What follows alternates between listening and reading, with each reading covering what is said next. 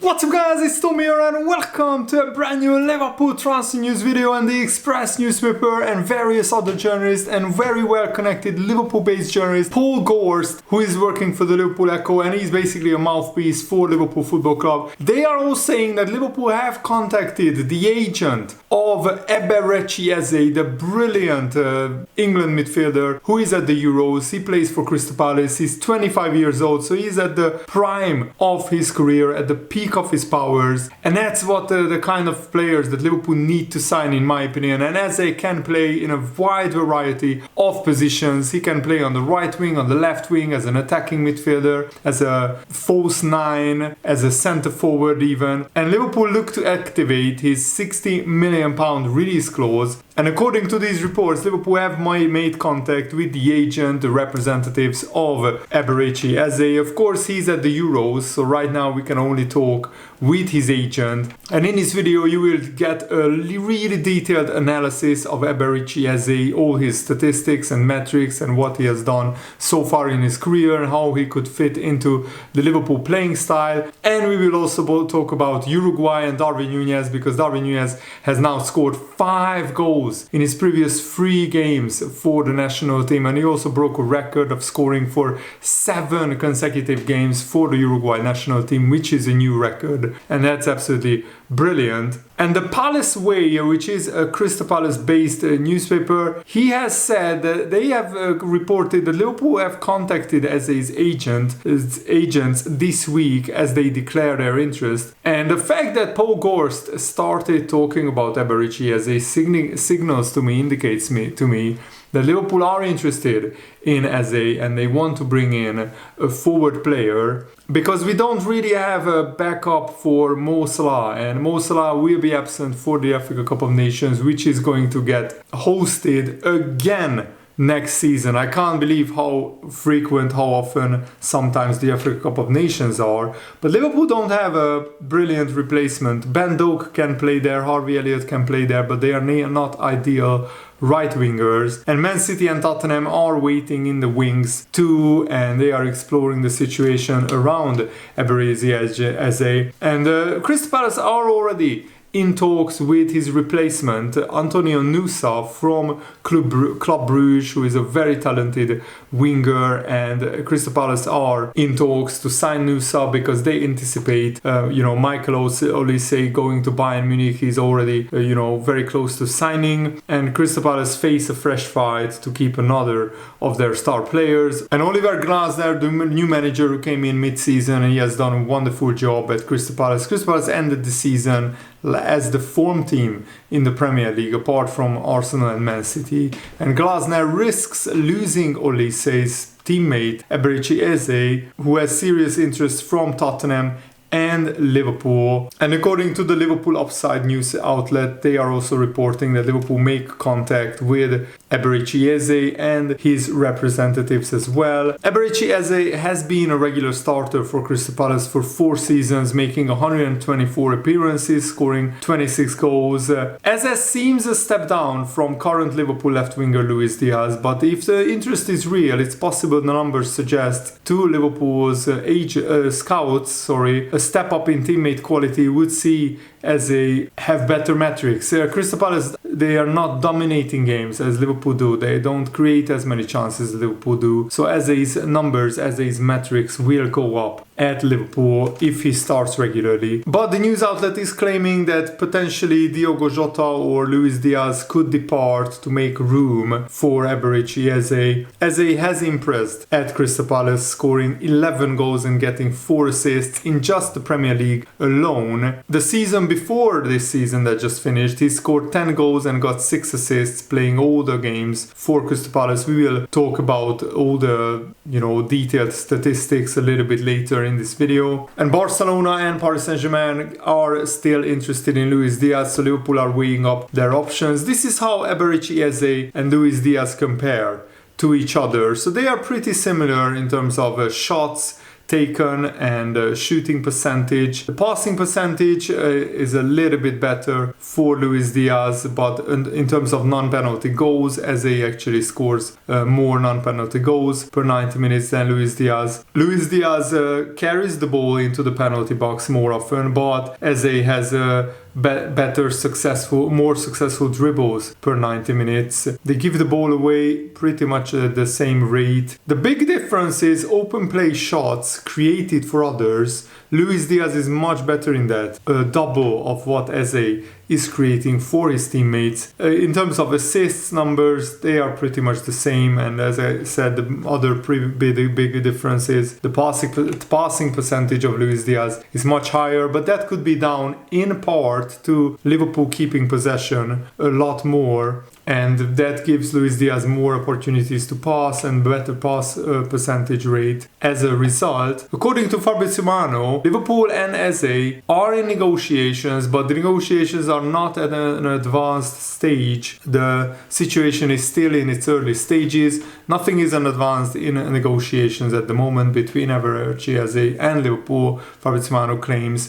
The situation is still in its early stages, still nothing advanced. But the fact remains that Liverpool are interested in Eze, and Crystal Palace want around £60 million for Eze, and that's the Premier League tax. I don't think that Eze is worth that much. His numbers are not high enough for me. But Paul Gorst, who is a Liverpool-based journalist, is saying that there is a lot about Eze that I like. The idea of him playing for Liverpool for the next 5 years excites me. It's one that made me sit up and take note when these reports came out that Liverpool have contacted the agents of Eze. And in terms of goals, Eze was the second top scorer for Crystal Palace with 11 goals in the Premier League, but he made the most key passes per game, the most dribbles per game, the most shots per game. They were in first place, Eze ranked in first place in those metrics among the Crystal Palace team. And Liverpool need a creative star in the transfer window because Liverpool have lacked a creative force in their team in recent seasons. Philippe Coutinho was our most creative player, and then Bobby Firmino.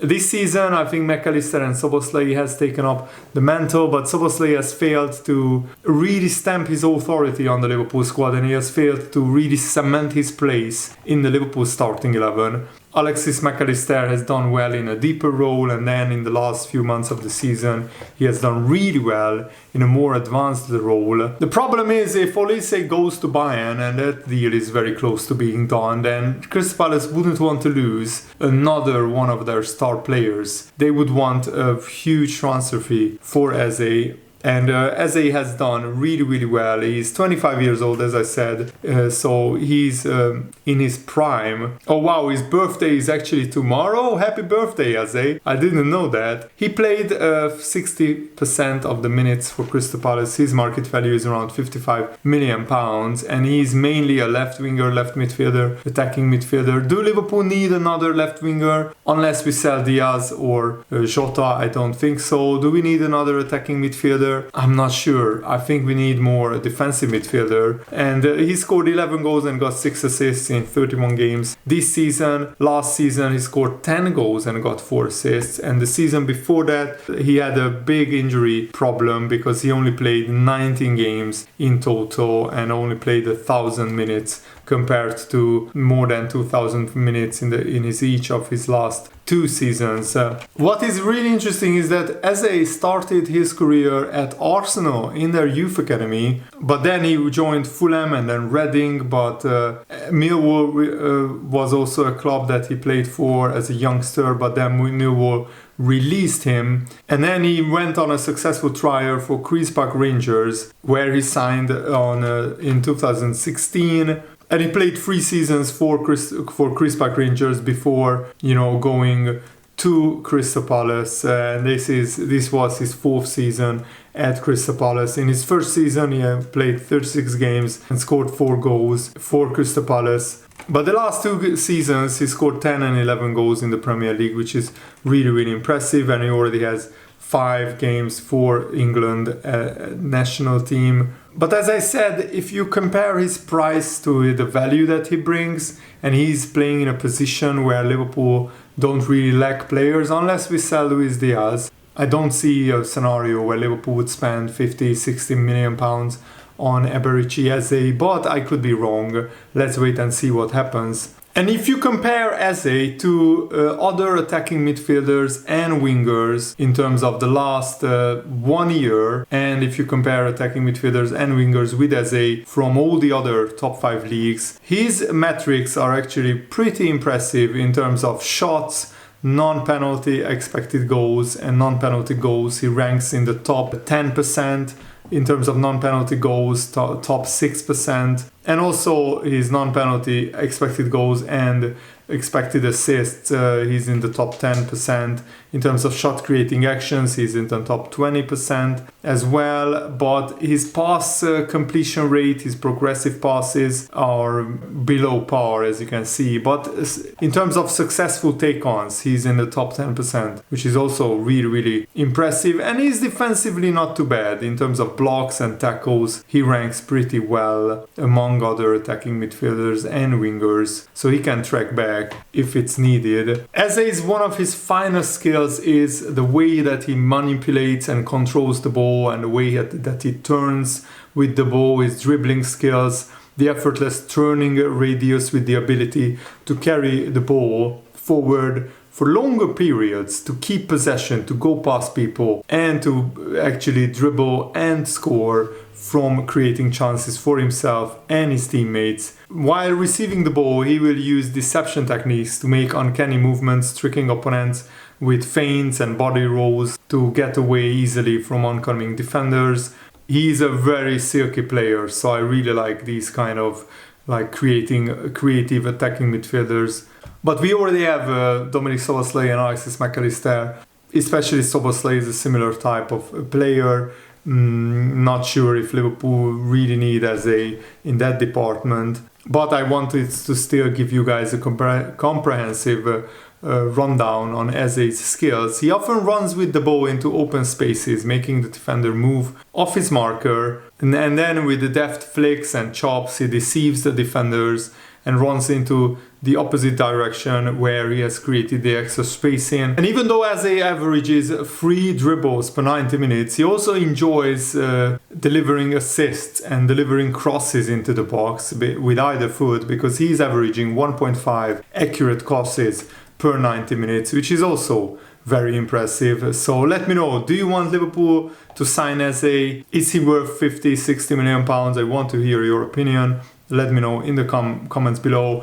And congratulations to Darwin Nunez, who makes history and equals the great Hector Scarona in scoring in 7 consecutive games with the Uruguay national team. And Hector Scarona did it in 1927 and 28. So this is a very, very impressive new record for Darwin Nunez. And I think Darwin Nunez having a great Copa America is exactly that he needs, and he will come back to Liverpool, hopefully brimming with confidence. He scored 5 goals in his previous 3 games. He scored in back-to-back games in the Copa America. Uruguay are already through to the knockout stages after beating Bolivia 5-0 in the second game, and Darwin Nunez scored a brilliant goal and even hit the bar with a great header. Marcel Bielsa, the Uruguay manager, commented on the recent criticism of Darwin Nunez, saying that Darwin Nunez is not going through a rough patch. He scored 5 goals in his last 3 games. And he mentions that the only thing he cares about is that creating chances for Darwin Nunez, sending as many balls to him as he can, because he knows Darwin can deal with that by himself just fine. And Darwin Nunez said that the best that he can do is just keep going, even if sometimes chances goes begging, sometimes the ball doesn't want to go in. Just keep going, never give up and never let your head down. Just keep going, because the chances will come. And Darwin Nunez actually contributed to 31 goals in 54 games for Liverpool this season. So that's still a very good season for Darwin Nunez, and he can even get better next season. It's a shame that when Darwin Nunez hit a rough spell in front of goal, at the same time we had Jota injured, we had Mo Salah hit a rough spell in front of goal. Most of our attackers went cold at the same time. That's why Liverpool had this awful run of games where we lost the chance to win the league title. But hopefully next season Darwin Nunez will fire us to glory and to more trophies and titles. I'm really looking forward to it. Thanks for watching, guys. Hope you enjoyed this. Have a nice day. See you later. Good night.